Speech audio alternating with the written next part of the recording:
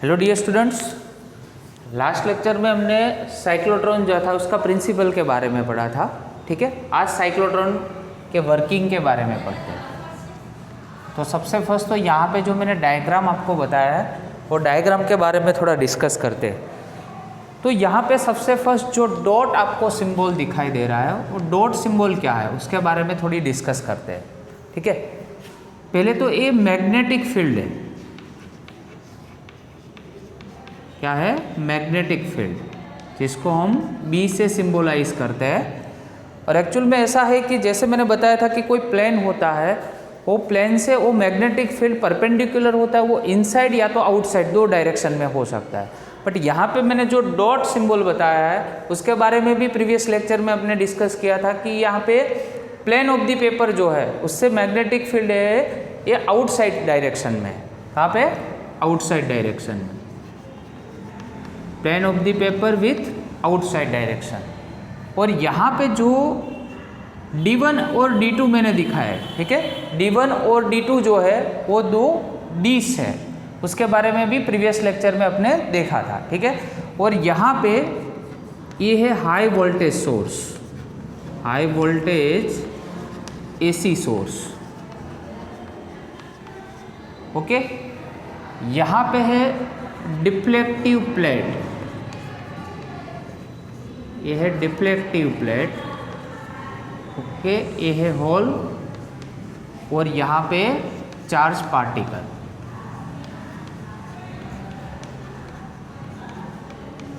तो अल्टीमेटली अपना गोल क्या है कि कोई भी जो पार्टिकल है, अपने कल के लेक्चर में हमने बताया था कि पार्टिकल कौन कौन से टाइप के हो सकते हैं। तो जो देखो, प्रोटॉन हो सकते हैं, ड्यूटेरॉन हो सकते हैं, अल्फा पार्टिकल्स हो सकते हैं।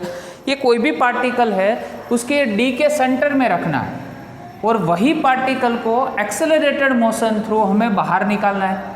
ठीक है, वो बाहर कैसे निकलेगा, अल्टीमेटली एक गोल है साइक्लोट्रॉन का। ठीक है, तो वर्किंग ऑफ साइक्लोट्रॉन का फर्स्ट पॉइंट यहाँ से स्टार्ट करते हैं। Inside the metal boxes, the particles are shielded and is not acted by the electric field.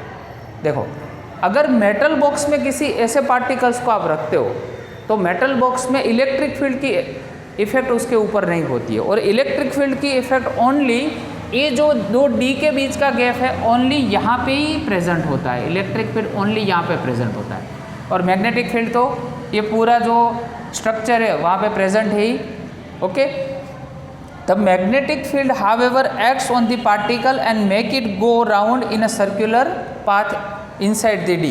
देखो, यहाँ पे जो भी पार्टिकल मैंने रखा है वो सर्कुलर मोशन में ही क्यों घूमेगा? Just because of the presence of magnetic field. If the magnetic field is not present here, then it will not go around with this circular motion. Clear? तो यहाँ पे जो इलेक्ट्रिक फील्ड है वो only ये जो D है, D1 और D2, उसको डीस बोलते हैं प्लूरल फॉर्म में। तो ये जो D है उसके बीच में ही जस्ट इलेक्ट्रिक फील्ड प्रेजेंट होता है, और जो है मैग्नेटिक फील्ड है वो तो पूरे स्पेस में यहाँ पे प्रेजेंट होता है, जिससे क्या होता है कि जो पार्टिकल है उसकी जो मोशन होती है वो सर्कुलर मोशन बनती है। Clear?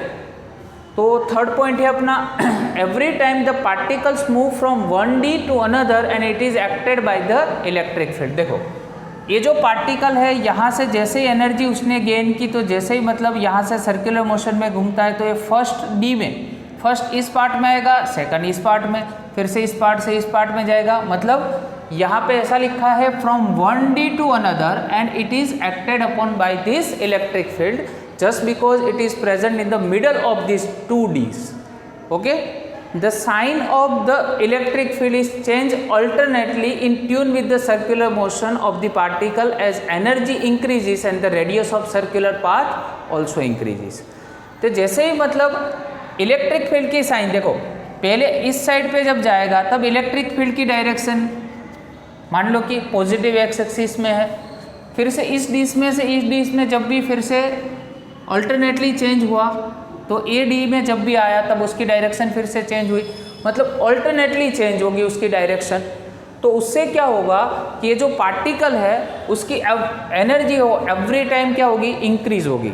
as per the increment of this energy also the radius of this circular path is also increases. देखो 1 by 1 मतलब ऐसे पार्टिकल अगर यहाँ से ऐसे दूर जाएगा तो उसकी एनर्जी जैसे बढ़ती है तो उसकी रेडियस भी क्या होती है, यहाँ पे उसके साथ इंक्रीज होती जाती है। Okay, the path he spiral one. देखो यहाँ पे जो पाथ है पूरा वो एक स्पाइरल के जैसा है। अभी एक यूनिफॉर्म सर्कुलर मोशन जब कंप्लीट होती है, जैसे मान लो यहाँ से स्टार्ट किया, एक पूरा रिवॉल्यूशन कंप्लीट हुआ, तो उसको हम क्या बोलते हैं, वन टाइम पीरियड बोलते हैं। ठीक है, तो टाइम पीरियड का फॉर्मूला हमने लास्ट लेक्चर में देखा था। Time period is equal to 1 divide by frequency होता है, न्यू सी लिखा, दैट मीन्स क्या है, frequency of cyclotron. 2 pi M divide by Q B O formula था प्रीवियस लेक्चर में। अगर इसको यहाँ से इन्वर्स कर दो तो nu C is equal to Q B ऊपर जाएगा, 2 पाई एम कहाँ पे, नीचे की साइड पे। इसको इक्वेशन नंबर फर्स्ट दो, तो यहाँ पे न्यू सी लिखा है, न्यू सी को हम क्या बोलते हैं, it is a frequency of cyclotron, it is a frequency of cyclotron. Okay, but here we are giving some external source which is high voltage source, AC source. It also have some frequencies, so the frequency of this source and the frequency of this cyclotron will become equal, then what happens, the resonance occurs. जब दोनों की frequency match होती है, हमने 11 science में chapter number 14 में भी यही देखा था कि दो अगर कोई भी इंस्ट्रूमेंट्स है या तो दो कोई भी फिनोमिनन है, वो दोनों फिनोमिनन की जब भी फ्रिक्वेंसी एक साथ ट्यून होती है, एक साथ मैचिंग होती है, तो उसको इस ये पूरा इंसिडेंट है उसको हम क्या बोलते हैं, रेजोनेंस बोलते हैं। तो यहाँ पे एक तो अपने एक्सटर्नल सोर्स लगाया है, उसकी फ्रिक्वेंसी दैट मीन्स न्यू ए, और वी सी मतलब क्या हुआ, साइक्लोट्रॉन की फ्रिक्वेंसी। ये दोनों फ्रिक्वेंसी जब भी क्या होगी, मैच होगी, तब क्या होगा, रेजोनेंस प्रोड्यूस होगा। तो इसमें भी रेजोनेंस प्रोड्यूस हो सकता है। ठीक है, चलो नेक्स्ट अपना पॉइंट है, the phase of supply is adjust so that when the positive ions arrives at the edge of one D, another D is at the lower potential and the ions are accelerated across the gap। तो ये point में क्या समझाया है कि मान लो कि ये जो सप्लाई का फेज है, मान लो ये पॉजिटिव और नेगेटिव फेज है, तो ये अभी पॉजिटिव हुआ, तो उसके सामने ए डिश में जब भी पॉजिटिव फेज जनरेट होता है तो इसके जस्ट अपोजिट सामने वाली जो डी है उसमें नेगेटिव, इसमें क्या होगा, नेगेटिव मतलब लोअर पोटेंशियल उसमें जनरेट होगा। तो मान लो कि ये पॉजिटिव है और ये नेगेटिव है, तो ये जो पार्टिकल है ये डी की ओर अट्रैक्ट होगा, फिर से इस डी के अगर इस डी में पॉजिटिव है तो इसमें नेगेटिव होगा, तो फिर से यहाँ पे अट्रैक्ट होगा। तो 1 by 1 क्या होगा, एक डी में जो पार्टिकल होगा वो दूसरी डी की ओर क्या होगा, अट्रैक्ट होगा, और मैग्नेटिक फील्ड तो वहाँ पे प्रेजेंट ही, जिससे क्या होगा, मैग्नेटिक फील्ड की प्रेजेंस के हिसाब से वहाँ पे उसकी मोशन होगी, वो सर्कुलर मोशन बनती जाएगी। आया समझ में? तो inside the D the particle travel in a region free of the electric field and the increase in their kinetic energy is Q V. तो जैसे ही मतलब इस पार्टिकल की काइनेटिक एनर्जी क्या होती है, इंक्रीज होती जाती है, तो वहाँ पे हमने जैसे बताया कि इलेक्ट्रिक पोटेंशियल प्रेजेंट होता है, तो वो जो काइनेटिक एनर्जी वो किससे इक्वल होती है, Q इंटू वी से इक्वल होती है। Q मतलब charge of any of the particle and V is a potential difference. Time they cross from one D to another, now what happens here, the particle is moving in a circular motion, so some force is acting on it. What is this force?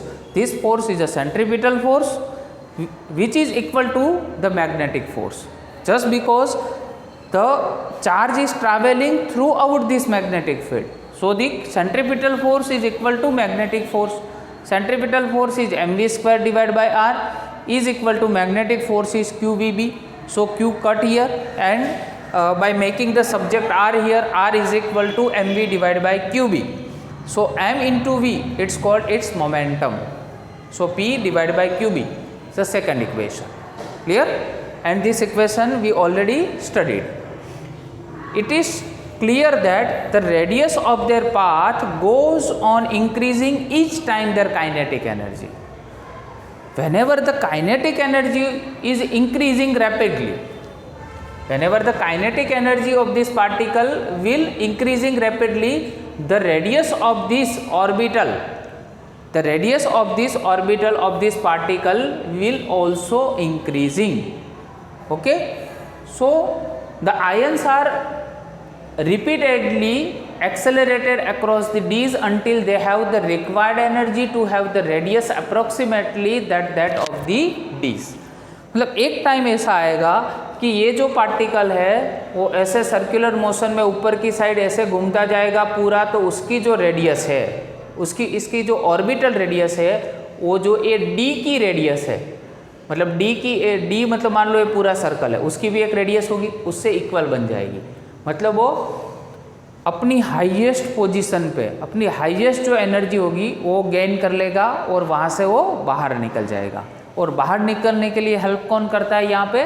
तो ये deflective plate है, वो उसको help करती है। Okay, the speed of particle, तो इसमें से अगर स्पीड निकालनी हो तो यहाँ से v को सब्जेक्ट बना दो तो QBR डिवाइड बाई m हो जाएगा। बट यहाँ पे R हमने कौन सा लिया है? कैपिटल R लिया है। कैपिटल R इसलिए लिया है क्योंकि वो D की रेडियस है। देखो अभी ये पार्टिकल पूरे मतलब इसके एज पे जब भी आ जाएगा, इसके एंड पे जब आ जाएगा, तब उसकी जो रेडियस होगी वो D की रेडियस की तरह बन जाएगी। तब अपनी जो काइनेटिक एनर्जी है उसका फॉर्मूला लेना हो तो 1/2 mv² तो होता ही है, 1/2m, और v जो है वो v ऑलरेडी हमारे पास है, तो QBR डिवाइड बाई m, उसका होल स्क्वायर कर दो आप, तो Q² B² divide by R² divide by m, तो एक m यहाँ पर कैंसिल हो जाएगा, तो 1/2 mv² is equal to 1/2 Q² B² R² divide by m। Equation number 4। Now what we conclude from this all equation? It is very important for your MCQ based question, so note it down. The time for one revolution of an ion is independent of its speed and the radius of its orbit. देखो एक revolution ion का जब भी complete होता है, इसको हम क्या बोलते थे? टाइम पीरियड बोलते थे ना। तो टाइम पीरियड में देखो कोई स्पीड भी नहीं है और रेडियस भी नहीं है, so it is independent of the speed as well as its radius. Second one, but what about kinetic energy? The kinetic energy depends on its radius of the path. देखो kinetic energy उसके radius पे depend है। तो बहुत ही simple है कि जो यहाँ पे जो टाइम पीरियड है या तो फ्रीक्वेंसी है, उसकी स्पीड पे डिपेंड नहीं है, उसकी रेडियस पे डिपेंड नहीं है। ठीक है, इसका मीनिंग ये हुआ कि यहाँ पे जो रेजोनेंस फ्रीक्वेंसी आ रही है, सॉरी साइक्लोट्रॉन फ्रीक्वेंसी जो भी हमें मिल रही है, it is independent somehow of its speed and its radius, but kinetic energy depends on its radius of the path. तो जैसे ही रेडियस काइनेटिक एनर्जी जैसे ही मतलब इंक्रीज होगी, तो वैसे ही उसके साथ उसकी जो रेडियस ऑफ पाथ है वो भी उसमें उसके साथ क्या होगा? इंक्रीज होगा। आया समझ में? तो ये हुआ अपना वर्किंग ऑफ साइक्लोट्रॉन। क्लियर? तो आपको मतलब इक्वेशन नंबर 1 और 4 में से जो भी कंक्लूजन है वो कंक्लूजन याद रखने हैं और इसका बेस में इसको पूरे अच्छे से हाईलाइट करना है, बिकॉज इसमें से कोई भी MCQ भी निकल सकते हैं। Okay, thank you very much.